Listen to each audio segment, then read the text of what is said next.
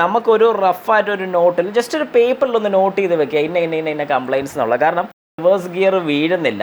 Reverse gear വീഴാതെ വരുമ്പോൾ നമ്മൾ പൊതുവേ പറഞ്ഞു കൊടുക്കുന്ന ഒരു കാര്യമുണ്ട്, അല്ലെങ്കിൽ ഒരു ട്രൂ ആയിട്ടുള്ളൊരു കാര്യം തന്നെയാണ് ഞാൻ ഈ പറയുന്നത്. അതായത് നമസ്കാരം, ഞാൻ രാകേഷ് എം ജി.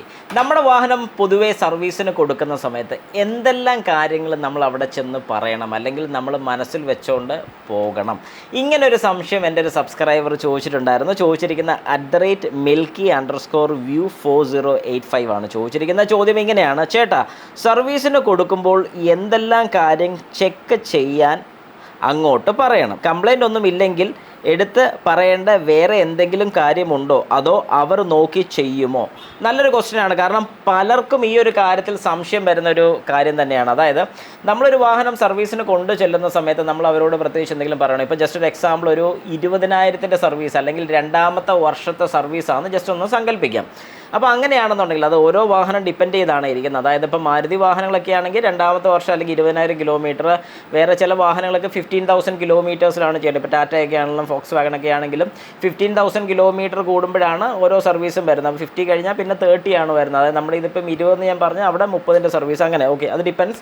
അപ്പോൾ അങ്ങനെയാണെങ്കിൽ നമ്മളൊരു സർവീസിന് ചെല്ലുന്ന സമയത്ത് നമുക്ക് നിലവിൽ ഈ വാഹനം ഓടിക്കുന്ന സമയത്ത് വളരെ കൃത്യമായിട്ട് എന്തൊക്കെ കംപ്ലയിൻസ് ഈ വാഹനത്തിൽ ഉണ്ടെന്നുള്ളത് ഏറെക്കുറെ അറിയാൻ പറ്റും. ഈ കംപ്ലയിൻസ് നമ്മൾ എങ്ങനെ അറിയുന്നു എന്ന് ചോദിച്ചു കഴിഞ്ഞാൽ, സാധാരണ നമ്മൾ വാഹനം ഓടിക്കുന്ന സമയത്ത് അബ്നോർമലായിട്ട് വരുന്ന എന്തെങ്കിലും സൗണ്ട്, എന്തെങ്കിലും വൈബ്രേഷൻസ്, അല്ലെങ്കിൽ എന്തെങ്കിലും രീതിക്ക് നമുക്ക് വാഹനം ഓടിക്കുമ്പോൾ ഒരു സൗണ്ട്, അല്ലെങ്കിൽ ഷോക്കൊക്കെ ആണെങ്കിൽ തന്നെ ഒരു ചാട്ടക്കൂടുതൽ, സാധാരണയിൽ ഇല്ലാത്ത പോലെ എന്തെങ്കിലും ഒരു രീതി നമുക്ക് ഫീൽ ചെയ്യുകയാണെങ്കിൽ അതൊക്കെ ഓരോ കംപ്ലയിൻസ് ആണ്. അപ്പോൾ അങ്ങനെ എന്തെങ്കിലും ഒരു പ്രശ്നം നിങ്ങൾക്ക് ഫീൽ ചെയ്യുന്നുണ്ടെങ്കിൽ, ഇനിയിപ്പോൾ വൈപ്പർ യൂസ് ചെയ്യുന്ന സമയത്ത് ചിലപ്പം വെള്ളം വരുന്നത് താമസിച്ചായിരിക്കും, അല്ലെങ്കിൽ വെള്ളം വരാതെ വരും, ഇതൊരു കംപ്ലയിൻ്റ് ആണ്. ഇങ്ങനെ ഓരോ ചെറിയ ചെറിയ കാര്യങ്ങൾ നിങ്ങൾക്ക് കിട്ടുന്നത് നോട്ട് ചെയ്ത് വെക്കാൻ ഞാൻ എപ്പോഴും പറയും. അതായത് നമ്മളൊരു ഷോറൂമിൽ പോകുന്നതിൻ്റെ മുമ്പായിട്ട് നമുക്കൊരു റഫായിട്ടൊരു നോട്ടിൽ ജസ്റ്റ് ഒരു പേപ്പറിലൊന്ന് നോട്ട് ചെയ്ത് വെക്കുക ഇന്ന കംപ്ലയിൻസ് എന്നുള്ളത്. കാരണം പ്രത്യേകിച്ച് നമ്മൾ വാഹനം കൊണ്ട് കൊടുക്കുന്ന സമയത്ത് നമ്മളിത് ഓർക്കാറില്ല, പല കാര്യങ്ങളും വിട്ടുപോകും. സർവീസ് കഴിഞ്ഞ് വാഷിംഗ് സെക്ഷനൊക്കെ കഴിഞ്ഞ് ഇറങ്ങി ഡെലിവറി ടൈമിലായിരിക്കും നമ്മൾ ഓർക്കുന്നത്, അയ്യോ ആ ഒരു കംപ്ലയിൻറ്റ് നോക്കില്ല, അല്ലെങ്കിൽ ഇങ്ങനൊരു സൗണ്ട് ഉണ്ടല്ലോ എന്നൊക്കെ നമ്മൾ ചിന്തിക്കുന്നത്. അന്നേരം വർക്ക് കഴിഞ്ഞ് ഇറങ്ങിക്കാണും നമുക്കത് തിരിച്ച് അവർ വർക്കിന് കയറ്റാനും സാധിക്കത്തില്ല, അല്ലെങ്കിൽ ആ ദിവസം വാഹനം കിട്ടുന്നതും ആയിരിക്കത്തില്ല, പിന്നെയും ഡിലേ വന്ന് പോവുകയാണ്. അതുകൊണ്ട് എപ്പോഴും നമ്മൾ വാഹനം സർവീസിന് കൊടുക്കുന്നതിന് മുമ്പ് നിങ്ങളുടെ മനസ്സിൽ എന്ത് കംപ്ലയിൻ്റ് ആയിക്കോട്ടെ, അതിപ്പോൾ ഒരു കംപ്ലയിൻറ്റോ ഒരു ഡൗട്ടോ കാര്യങ്ങളൊക്കെ ഒന്ന് ജസ്റ്റ് ഒരു വൈറ്റ് പേപ്പറിൽ ഒന്ന് നോട്ട് ചെയ്ത് വെക്കുക. അവിടെ ചെല്ലുന്ന സമയത്ത് അവരോട് വ്യക്തമായിട്ട് ഇന്ന കാര്യങ്ങൾ എന്നുള്ളത് പറഞ്ഞ് മനസ്സിലാക്കി കൊടുക്കുക. അപ്പോൾ അതിനുള്ളൊരു കാര്യം അവർ പറഞ്ഞുതരും. ഇപ്പോൾ ചിലപ്പോൾ ഒരു സിമ്പിൾ ഒരു എക്സാമ്പിൾ പറയാം, റിവേഴ്സ് ഗിയർ വീഴുന്നില്ല.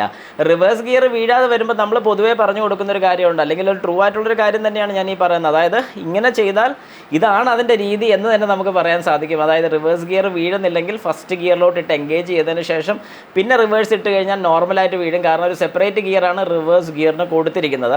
ഇതൊരു കംപ്ലയിൻ്റ് അല്ല, പക്ഷേ കസ്റ്റമറുടെ സൈഡിൽ നോക്കുമ്പോൾ കസ്റ്റമറുടെ കംപ്ലയിൻറ്റ് എന്താണ്, റിവേഴ്സ് ഗിയർ വീഴുന്നില്ലെന്ന് തന്നെ. അപ്പം നമ്മളത് കമ്മ്യൂണിക്കേറ്റ് ചെയ്ത്, അല്ലെങ്കിൽ ആ അഡ്വൈസറോട് ഈ കാര്യം പറയുമ്പോഴത്തേക്കും നമുക്ക് വളരെ വ്യക്തമായിട്ട് പറഞ്ഞു തരും, ഇന്ന കാര്യം ചെയ്ത് കഴിഞ്ഞാൽ ഈ ഒരു കാര്യം ഓക്കെ ആകും എന്ന് പറഞ്ഞു തരുന്നതായിരിക്കും. അതുകൊണ്ട് നമ്മൾ മനസ്സിലാക്കേണ്ട ഒരു കാര്യം എന്ന് പറഞ്ഞാൽ, ഏത് കംപ്ലയിൻറ്റ് നമ്മുടെ മനസ്സിൽ വരുന്നോ അത് വ്യക്തമായിട്ട് നമ്മളൊന്ന് എഴുതി വെച്ച് കൊണ്ടുപോകുന്ന സമയത്ത് ഈ ഒരു പേപ്പറുമായിട്ട് ചെല്ലാന്നുണ്ടെങ്കിൽ, എനിക്ക് അങ്ങനെ കുറച്ച് കസ്റ്റമേഴ്സ് ഉണ്ടായിരുന്നു, എല്ലാ കാര്യങ്ങളും വ്യക്തമായിട്ട് എഴുതി എൻ്റെ കൊണ്ട് തരും. ഞാൻ നോക്കിയിട്ട് ഇന്ന കാര്യങ്ങൾ ടിക്ക് ചെയ്ത്, അപ്പോൾ നമുക്കുള്ളൊരു ഗുണം എന്താണെന്ന് പറഞ്ഞാൽ അവരുടെ ഫുൾ കംപ്ലയിൻറ്റ്സ് നമുക്ക് തന്നിട്ടുണ്ട്. ഇത് പോരാഞ്ഞിട്ട് നമുക്ക് വാഹനം ഓടിച്ച് നോക്കി വേറെ എന്തെങ്കിലും കംപ്ലയിൻറ്റ്സ് ഉണ്ടെങ്കിൽ അതും കൂടെ അവരോട് പറഞ്ഞ് ആഡ് ചെയ്യാനും സാധിക്കും. അപ്പോൾ അങ്ങനെയാണ് ഞാൻ സാധാരണ ചെയ്തുകൊണ്ടിരിക്കുന്നത്. അപ്പോൾ നിങ്ങളാണെങ്കിലും കംപ്ലയിൻസ് ആയിട്ടൊക്കെ, അല്ലെങ്കിൽ ആ കംപ്ലയിൻസ് എല്ലാം നോട്ട് ചെയ്യുന്നുണ്ടെങ്കിൽ പോലും ഒന്നുകൂടെ അവരുടെ കൂട്ടത്തിൽ ടെസ്റ്റ് ഡ്രൈവ് എടുത്ത് വേറെ എന്തെങ്കിലും കംപ്ലയിൻസ് ഈ വാഹനത്തിലുണ്ടോ എന്നുള്ളതും കൂടെ ഒന്ന് കൺഫേം ആക്കിയതിന് ശേഷം മാത്രം ഷോറൂമിൽ നിന്ന് വീട്ടിലോട്ട് പോകാവുള്ളൂ. അതിനുശേഷം സർവീസ് എല്ലാം കഴിഞ്ഞ് എന്തൊക്കെയാണ് കംപ്ലയിൻസ് ഉള്ളത് അതെല്ലാം നോക്കി ക്ലിയർ ചെയ്തതിന് ശേഷം വാഹനം തിരിച്ചെടുക്കാൻ സാധിക്കുന്നതാണ്.